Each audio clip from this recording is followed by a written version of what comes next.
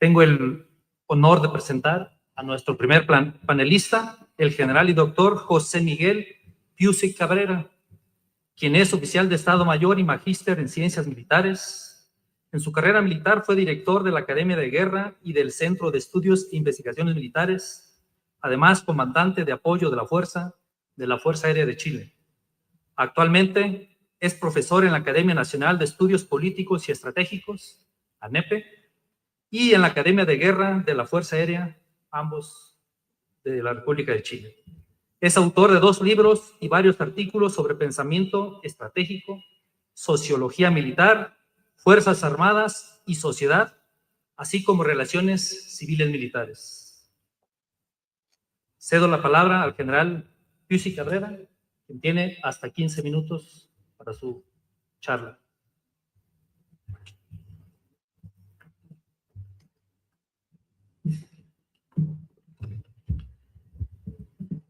Muchas gracias por la presentación.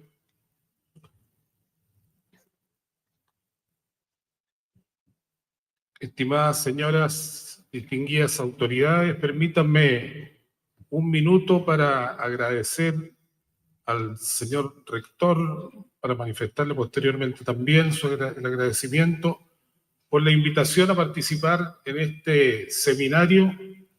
Estar en esta sala, mi general Zamorano, una vez más, no iba a pensar que hace 28 años volveríamos por este lugar. Agradezco también al doctor Javier Ulises, que participó en la invitación al seminario. Es para mí un privilegio, es un honor estar participando en un acto académico de esta naturaleza, en un tema que por muchos años me ha interesado, y poder hacerlo también compartiendo con paneles con académicos tan distinguidos como los que se encuentran en este panel. Sin más, y para no excederme en el tiempo, me voy a afirmar en un texto que he preparado y que he titulado Reconfiguración geopolítica y su impacto en la seguridad y en la defensa, nuevos desafíos para las relaciones civiles militares. Pues bien, creo que es importante partir planteando que el interesante tema que nos formula el seminario y este panel nos sitúa ante 2 realidades que, vistas desde una perspectiva del siglo pasado, podían parecer distantes y hasta inconexas. Sin embargo, en estos tiempos están estrechamente ligadas.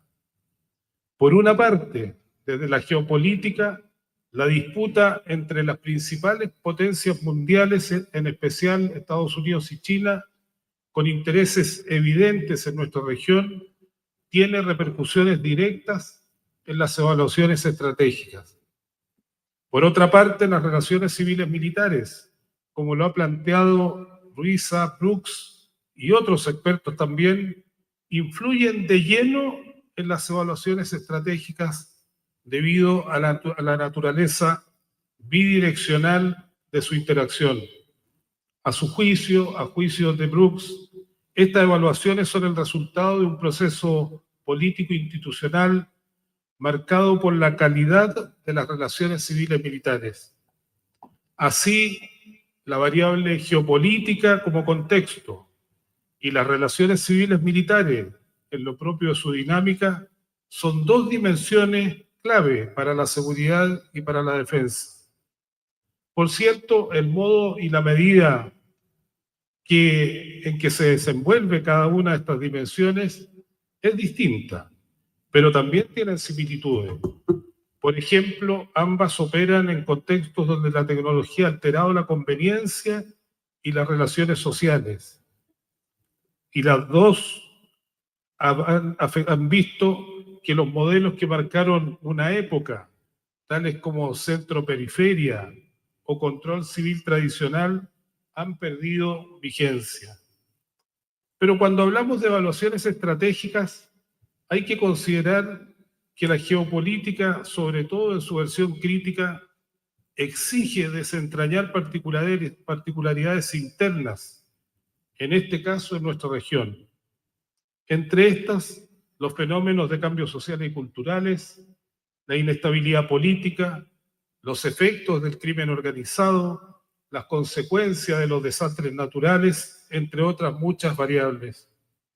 En ocasiones se insinúa que estos hechos o situaciones no son nuevos, que llevan años estando presentes. Lo que se omite, sin embargo, es el mayor nivel de riesgo que ahora representa, tanto por su influencia en términos de poder, como por las consecuencias que su eventual desenlace acarrea. Habiendo planteado estas ideas a modo de introducción, en los próximos minutos trataré de desarrollarlas bajo una tesis que plantea que, dada la complejidad del entorno geopolítico en América Latina y de la problemática interna de los países, asistimos a un cambio de escala en los fenómenos y situaciones que debe enfrentar la seguridad y la defensa, lo que demanda una visión renovada de las relaciones civiles militares basadas en las prácticas y en una gobernanza colaborativa sin alterar el principio de subordinación de las Fuerzas Armadas a la autoridad política. Por ello, a continuación, me referiré al impacto de la reconfiguración geopolítica, seguidamente a algunos factores subyacentes en las relaciones civiles militares, para finalmente centrarme en algunos desafíos. Veamos entonces la reconfiguración geopolítica y esta expresión del juego de alto riesgo. La influencia de Estados Unidos y China en nuestra región ha pasado a ser un componente estructural que define parte importante del panorama geopolítico en el que también intervienen la Unión Europea, Rusia, India e Irán. Este panorama trae consigo varios dilemas. A uno de ellos los analistas lo han llamado un juego de alto riesgo, porque en él hay grandes oportunidades, pero también hay riesgos multidimensionales muy complejos, no solo por la gravitación de las potencias, sino por las circunstancias internas de la región y la inexistencia de una estrategia común a nivel regional. Entre las oportunidades, Latinoamérica puede aprovechar desde las inversiones hasta los programas de cooperación que ofrecen las potencias en energías renovables, inteligencia artificial, biotecnología, como también en ciberseguridad y en el diseño de sistemas integrados para responder frente a desastres naturales y a crisis humanitarias. En esto juega un papel fundamental lo que podríamos llamar capital geopolítico de América Latina. Una muestra mínima de este capital, en él vemos la posición estratégica relevante respecto de Estados Unidos y del Asia-Pacífico, y de las rutas que unen Asia con África, con Europa, y también la posición de pasos interoceánicos de gran valor estratégico. ¿Y qué decir de las reservas naturales, de su potencial de innovación, capacidad alimentaria, bioenergética y otras? Pero también, como sabemos, hay vulnerabilidades como el clima de inseguridad interna cada vez más desafiante en medio de cambios acelerados difíciles de abordar. El informe de desarrollo humano del año 2025 y los anteriores vienen mencionando la expansión criminal que deteriora la gobernabilidad. Destaca la crisis de confianza en las instituciones, la corrupción, la desigualdad, crisis sociales y la violencia, donde un dato elocuente es la tasa promedio de homicidios intencionales cercanos al 20% por cada 100.000 habitantes, en comparación con el 6,1% a nivel mundial. En ese horizonte, las Fuerzas Armadas han sido llamadas a cumplir misiones que en varios países no estaban especificadas como tareas propiamente militares o eran consideradas excepcionales. Algunas de estas: control de fronteras, lucha contra el crimen organizado, ciberdefensa, protección de infraestructura crítica e incluso mantenimiento de orden interno.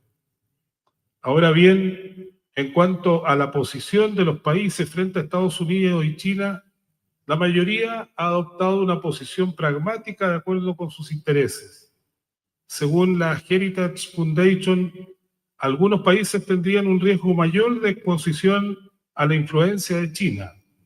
Sería el caso de Bolivia, Ecuador y Argentina, además de Venezuela y Nicaragua. En Bolivia, por el riesgo de control de los recursos del litio y por los préstamos y cooperación tecnológica. En Ecuador, por el endeudamiento y proyectos de infraestructura. Y en Argentina, por la base espacial en Neuquén, que podría tener uso dual. En un riesgo moderado estarían Perú y Brasil, en el primer caso que es conocido por el megaproyecto del puerto de Chancay, de gran valor estratégico también, con posibilidades de uso dual. Y en el caso de Brasil, por su relación comercial muy avanzada con China y dadas las inversiones de China de esta en energía y en puertos. En lo planteado, no está en duda la legitimidad de la posición de cada país, ni los intereses de uno ni otro. Lo importante es tener claro que, como se ha visto en otros escenarios, la ausencia de una estrategia común, la inestabilidad política y las vulnerabilidades sociales incentivan las operaciones de influencia, facilitan el alineamiento forzado con una u otra potencia, impulsan reacciones sociales violentas, aumentan los ciberataques, incluso la movilización de grupos o facciones al interior del país para agitar viejos antagonismos. En cuanto a las relaciones civiles militares, habría que decir que en ocasiones cuando se plantea el tema se centra en el control civil, en la herencia histórica, los golpes de Estado, en las intervenciones militares, también en el expertise civil y en la formación militar, todas, por cierto, materias muy interesantes. Sin embargo, pocas veces se analizan las situaciones propias de su dinámica en la realidad demandante y volátil que estamos viviendo y que influye en la calidad de estas. De hecho, el entorno actual del ecosistema de defensa, donde se verifican principalmente las relaciones civiles militares, presentan rasgos propios de sistemas sociales complejos. En él participan actores que entrecruzan elementos heterogéneos, están sometidos a presiones y a desafíos diversos y de gran calibre. Muchas decisiones tienen repercusiones estratégicas. Quienes han estudiado estos sistemas, como Niklas Luhmann, hasta quienes han profundizado en el tema de los sesgos, como David Kahneman, e incluyendo a Erwin Simon, que acuñó la idea de racionalidad limitada, han advertido sobre las consecuencias que presentan estos sistemas. Entre estas, y a raíz de las presiones del entorno, se perturban las interpretaciones culturales, se quebranta la construcción de sentido, afloran los sesgos de afirmación y se termina recurriendo a la sobresimplificación en asuntos que son muy críticos. Y lo que es peor, se originan conflictos y se pierde el mínimo de coherencia cognitiva que requieren los análisis y la toma de decisiones. Así, por sobre las buenas intenciones y las normas, se impone en las prácticas y en los modos de hacer las cosas la segmentación, la ausencia de un trabajo colaborativo con la sinergia acorde a los problemas que se tratan. No ignoro que se crean instancias y procedimientos para tratar de morigerar esos efectos, pero el peso de las diferencias y los particularismos generalmente son más fuertes que esos empeños. En todo esto, los ministerios de defensa, que a juicio de Bruneau son un elemento central en las relaciones civiles militares, han tenido un desarrollo importante en nuestra región en las últimas décadas. No obstante, si lo comparamos con países que también enfrentan desafíos diversos y relevantes, como Australia, Suecia y Finlandia, la mayoría de los nuestros presentan limitaciones, algunas muy severas en cuanto a la alta tasa de rotación de asesores, en el desarrollo de sus plantas y en sistemas de trabajo que formalmente incluyan instancias de colaboración y de integración. Pero en este tipo de relaciones también es importante reflexionar en las lógicas que están presentes. Siguiendo a Max Weber, podríamos identificar una lógica política encargada de la dirección, cuyo proceso deliberativo, basado en la legitimidad democrática, privilegia la negociación y el consenso. Y otra lógica, la militar, cercana a las operaciones, basada en un sentido práctico, en la eficiencia e influida por la jerarquía. Articular ambas lógicas frente a los retos multidimensionales a veces resulta problemático. Un ejemplo de esto se puede apreciar en el diseño y formulación de las reglas del uso de la fuerza en los contextos de las misiones de orden interno. Lo expuesto hasta aquí, de cara a lo central de las relaciones civiles militares, intrínsecamente ligadas al ejercicio legítimo del poder del Estado en el marco de los mandatos constitucionales y legales, podría parecer algo menor. No obstante, la realidad del poder vista desde la geopolítica también indaga sobre las relaciones y su expresión habitual en el ámbito de las normas y de las estructuras. Así, llegamos a los desafíos que son variados y todos muy importantes frente a la magnitud de los cambios y a las urgencias que están presentes. Pero hay uno que a mi juicio es básico, y se trata de asumir el cambio de escala en el entorno estratégico a raíz de la configuración geopolítica y de los riesgos de la realidad interna de los países, lo que implica reconocer una transformación que en términos cualitativos y cuantitativos apremian en la seguridad y en la defensa e impactan significativamente en las relaciones civiles militares. Esto exige emprender revisiones político-estratégicas, examinar los modelos de profesionalidad de las Fuerzas Armadas y, sobre todo, replantear una visión renovada de las relaciones civiles militares. En estas es imperativo superar los modelos tipo agencia que pueden servir para análisis muy puntuales, pero que prefiguran una interacción parcelada y jerarquizada de la gestión y refuerza la idea de un trabajo civil-militar poco integrado. En lo inmediato, avanzar hacia un modelo de gobernanza colaborativa con un marcado énfasis en la práctica o modo de hacer las cosas facilita la adaptabilidad, impulsa la integración de ideas y esfuerzos y genera dinamismo acorde a las presiones propias de las circunstancias actuales. Una concepción de este tipo sale al paso incluso de posibles riesgos de militarización de la sociedad por el empleo creciente de las Fuerzas Armadas en tareas de orden interior, porque desde la concepción misma de las misiones se podrían articular medidas y prácticas para mitigarlos. A mi entender, esta perspectiva de las prácticas se inserta en la concepción renovada de la gobernanza sin alterar el principio de subordinación de las Fuerzas Armadas al poder civil, responde al conjunto de necesidades más o menos comunes de nuestros países y contribuye a la colaboración intrarregional. Concluyo con una última reflexión. Al inicio de la exposición mencioné la convergencia entre la geopolítica y las relaciones civiles militares en cuanto a sus repercusiones en las valorizaciones estratégicas. De esta depende el modo en que se plantea la seguridad y la defensa y las capacidades de las Fuerzas Armadas en una visión de mediano y largo plazo. De allí la importancia de una interacción armónica y altamente profesional en materia de relaciones civiles militares.